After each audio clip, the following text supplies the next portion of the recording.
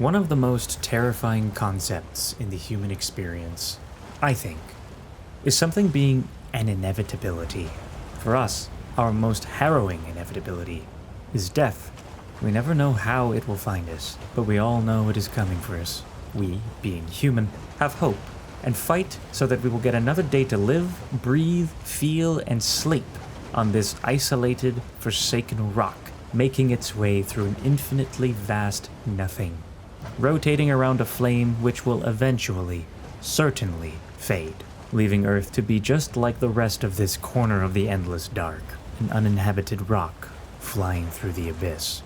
Inevitability exists everywhere, and it affects everything our human minds can possibly comprehend. We know the end is coming, yet we still fight to press on another day.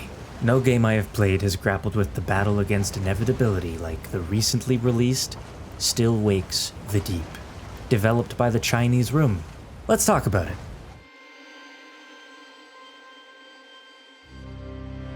As you have likely put together from the intro, Still Wakes the Deep is an existential cosmic horror story. A kind of story that is attempted to be told numerous times in video games, with far more misses than hits in terms of providing the correct experience in line with the themes of the genre. As I discussed in my video, Lovecraftian video games have a problem. Even games under the Call of Cthulhu brand have struggled to convey the themes of the genre that the author of the brand's namesake story pioneered through their gameplay, and therefore have failed in their pursuit. Still Wakes the Deep threads the needle of immersing you into the story with very little removing you from the immersion in the gameplay. However, the gameplay does have issues, and we will get to that later. So what's the story? You play as Cameron Kaz McCleary, a man who, after beating up another man for insulting his wife, is on the run from the law for assault charges. He chose to hide by working on an oil rig with his best friend Roy. The game starts with Kaz being summoned to the rig manager's office.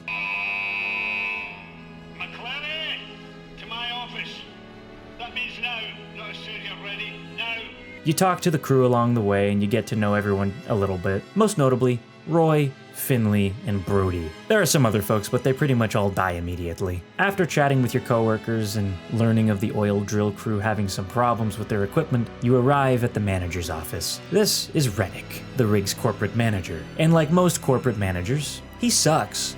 A lot. But he sure doesn't think so. I am the fucking king. I want to punch him. I want to punch him so bad. He sucks as a human being, and he sucks as a manager, cutting corners on whatever costs he can to make his yearly bonus better without the consideration of how it would affect his employees. Most importantly, but not limited to, safety costs. We'll get back to that. Long story short, Rennick sucks, and he reminds me of some people that I have unfortunately had to work for. Moving on. Basically, the police have been prodding Rennick because they suspect Kaz is on the rig. Rennick, running a sufficiently unsafe operation to the point of criminality, doesn't want the law anywhere near his rig. So instead of giving Kaz up to the police, he just fires him and sends him on his way, leaving Kaz with no choice but to head back to the mainland and turn himself in. Except, life had other plans. Jesus, Gregor! Gregor! Get away from the edge! Gaz! Get back, man! Gaz! Help me! Guys, don't let me die, please! I don't want to die! I don't want to die! Jesus, just hang on! Fuck! Fuck! Fuck!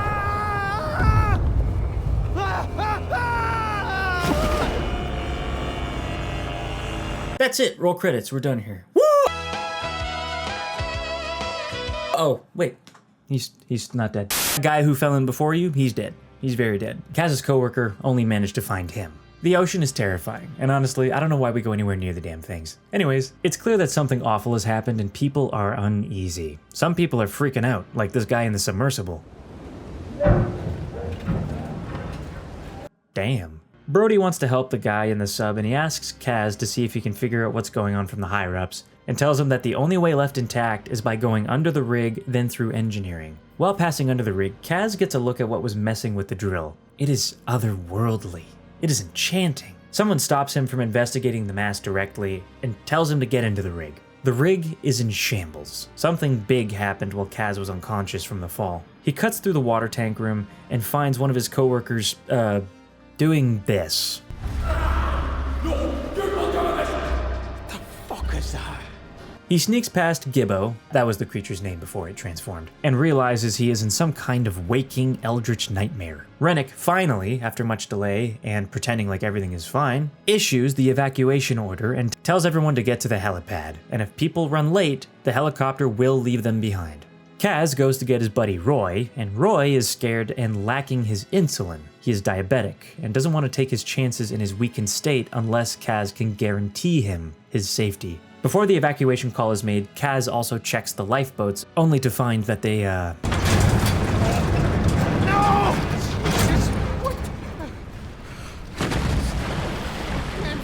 they don't work properly. Rennick's corner cutting has struck again. Kaz then goes up to the helicopter, encounters another mutated coworker that kills another coworker along the way. When Kaz finally arrives at the helipad, Rennick orders the pilot to take off and leave everyone behind. The pilot, unwillingly, does so. Then something happens while the helicopter is flying away that forces it down back to the rig and it crashes. We never find out what happened on the helicopter, and it's kind of interesting actually. I kind of like that. Kaz stands up and prepares himself to enter the next big chunk of the story, which can be very quickly summed up as things go wrong with the rig as the eldritch mass grows and swells ad nauseum, and Kaz and Brody and Finley fix them, only to be met with the next issue that presents itself. The three very notable points in this chunk of the story are that you encounter a mutated Rennick who kills several people off screen, and eventually you kill him by running away from him while the rig collapses, leaving him trapped and forced to drown under its weight when he gets caught under the debris. The second important point is that Roy and Kaz get separated for a long time, and Roy is forced to leave his hideout and try to make a break for it. He never ends up finding his insulin. He radios everyone to let them know where he is, which is on the upper part of the rig in an office. Kaz goes and tries to save him, but he is too late, and Roy dies due to not having his insulin. Roy is the character that represents Kaz's hope of maintaining his connection with his family, so his death hits Kaz pretty hard. I just wish we had more time with these two men, but the game is very short. The third important point is the moment all hope leaves the story. This middle arc of fixing things can be described as hope battling against the inevitable, and the death of Brody is the moment all hope is lost. Brody was the character who maintained all of the hope of making it off of the rig. Finley made a call that resulted in Brody being trapped deep in the rig that is currently flooding with oil. Brody drowns in oil while you are on the phone with him. It's a pretty tragic scene. Finley snaps because of this and the realization that this eldritch horror will very likely make its way to the mainland and spread if anyone comes to investigate, which someone probably will. So Finley decides that she's going to blow up the rig. With all of the oil flooding that's been happening, all it would take is a simple match to blow everything into the stratosphere. So she runs off. Kaz, being injured at the time, can't keep up. However, a piece of debris falls and crushes Finley. In her dying moments, she convinces Kaz to follow through with her plan, and he does so. He enters the derrick, the place where the eldritch mass first made contact and therefore is centered. Kaz lights a match and ends everything.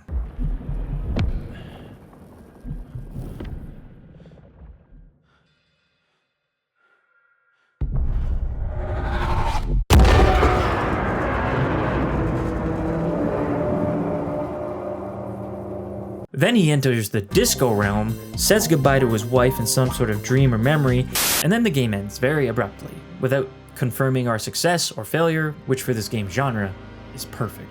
I think you could take out the disco realm and the saying goodbye to the wife and just end it after the explosion. I think personally that would be perfect. That would leave you with so many questions. And I think that with what this story was going for, that would be the ideal. Overall, I would say that the story was this game's strongest suit. I wish it were a bit longer, as when a lot of the characters die, Kaz is freaking out, but I'm like, I don't know you!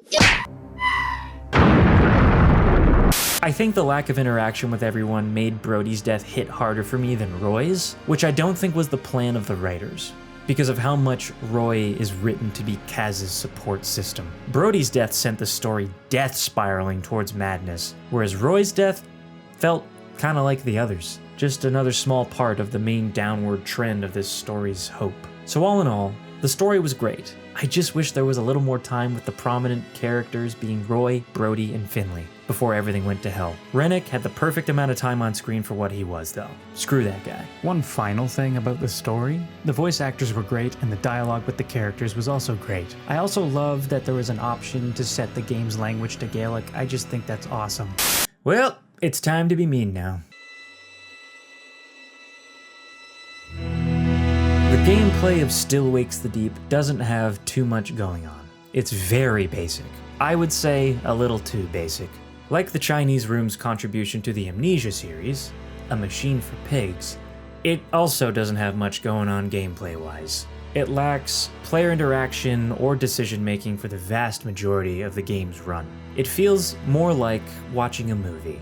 There are small stealth segments that require thought and the ability to interact with the monster by distracting them by like throwing objects, but otherwise, you just walk, press the interact button on things, and occasionally react to QuickTime events that are always you almost falling to your death.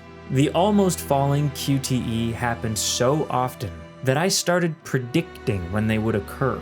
That isn't good, and it made the QTE go from an oh shit moment to an of course they put that here moment. Because of the lack of actual gameplay, it makes me think that this story, which is good, so good that I wish there was more of it, should have been told through the medium of a film. Also, one other thing, this game's sprint has got to be the slowest I have ever seen. It made me unable to take things seriously at times because of how much clear effort Kaz was putting into sprinting versus how much distance he was actually covering. Look at this man wave his hands around. Dude is fucking giving her, but he's not going anywhere. Anyways, it bothered me a lot, and it further contributed to my thinking that this was supposed to be just a spooky tour, which is not a game, or it should have just been a movie. Quickly talking about the monsters in this game, their design is awesome. So messed up. I love it. There are some absolutely disgusting sights in this game. The things that the entity does to your coworkers and turns them into is absolutely harrowing.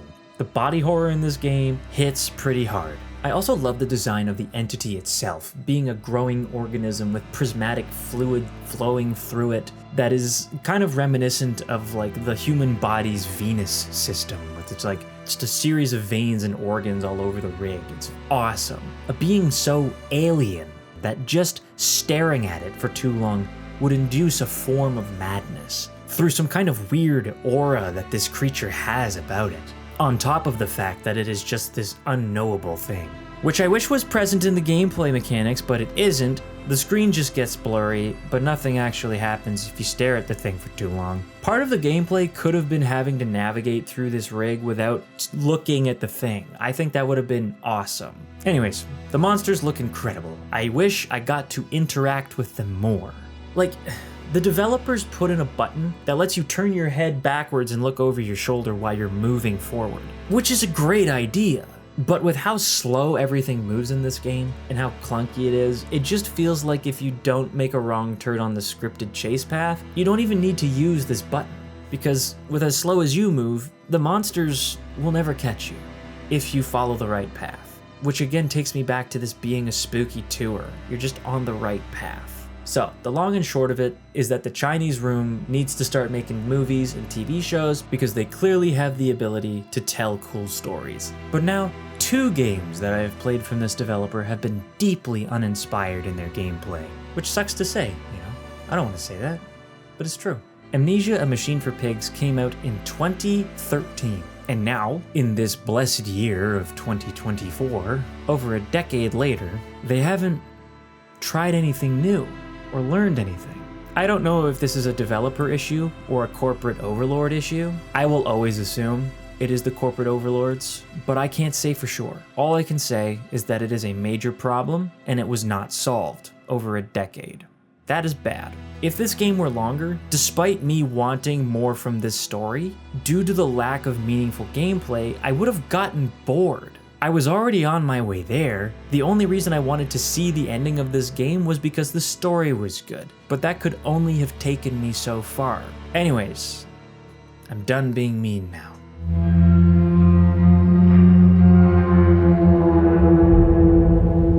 The monsters look great, but they also sound great. They make some very spooky noises.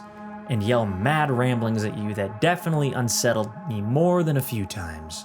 Due to the implication that some semblance of the original person was still active, even after having their body completely assimilated into these mutant horrors, that's awesome. Also, just the sound of the water constantly crashing against the rig was just a beautifully terrifying reminder of how alone you are and how stranded you are. I also need to very quickly talk about the music. The soundtrack by Jason Graves is fantastic. It perfectly sells the abstract horror, the dwindling time left as people are dying left and right, the sadness of Kaz's doomed relationship, and the hopelessness of this game's story. My favorite track is this, which, for those who are curious how it might sound, I did some research and practiced a bit, and I think, I could be wrong, it is pronounced Dushke ehast nadaineke. If that's wrong, apologies, I did my best. It translates to the title of the game, Still Wakes the Deep, and I think it is the perfect track for this story. It is a great piece that truly sucks you into the horrors that await you. Again, there is so much good about this game. The story, the visuals, the sound. Unfortunately, just not the game bit. As stated earlier, the story of this game was great. Usually repetitive beats in a story aren't used well or aren't used with purpose. The use of repetition here stresses the fact that Kaz and the crew of this oil rig never stood a chance from the beginning. It is a true exploration of a battle versus inevitability. The theme of inevitability is what made Thanos such a terrifying villain in the MCU, and it is what makes cosmic horror as a genre terrifying as well. Still Wakes the Deep's story nails that theme, making the game feel in large part like an absurdist story, which I love. Fuck you, Beau is Afraid. I took my own video down because I misunderstood the massive scope of the absurdist movement, but there was a lot that I said in that video that was correct, all of the bits about how much you sucked and why you sucked. Anyways, I love how every attempt to save someone always ends with them dead. How every attempt to fix the rig ends up with another problem emerging afterward. And how with the ending of blowing up the rig, hopefully destroying everything and everyone around it, you never get the confirmation that the monster is dead and that the world is safe. The only thing you know is that Kaz and the crew did the best they could with what they had at the time, and that the only way to win over inevitability, even the slightest bit, is to make an ending as close to the ending that you would want. It's an oddly motivating thought, one that might help one follow their pursuits, but it is still a terrifying thought, as it is a reminder that the end always looms, lying in wait. What a wonderfully absurd and cosmically terrifying thing to consider. Thanks, Still Wakes the Deep. After experiencing this game's story, I now firmly believe that any cosmic horror storyteller should embrace absurdism to truly make the story's audience feel the existential dread that cosmic horror wants to instill so much. The first game I covered on this channel, Darkwood, has the perfect existential horror ending, and Still Wakes the Deep ends in a very similar manner. With a choice to abandon hope, a choice to stop everything, including yourself.